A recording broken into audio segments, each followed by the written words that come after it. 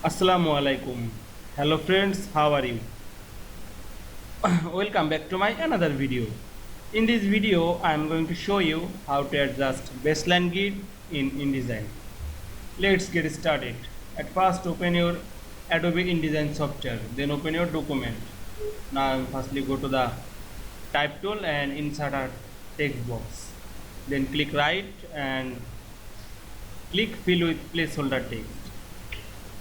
Now select all text and increase the text size. Okay, then go to the edit menu and click the preference and click grids.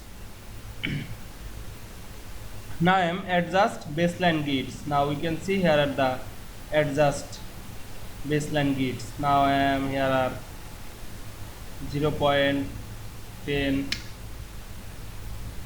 You can choose 3, 4 easily. Then click the drop down menu. You can select top margin, top of page. Then here are 150. Then click the drop down menu. You can choose 50, 75, 100, 200 easily. Now choose 100. Then press OK. Then go to the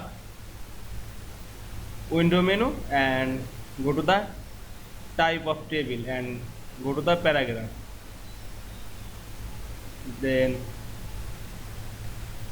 you can see here are align to baseline grid. Now click this.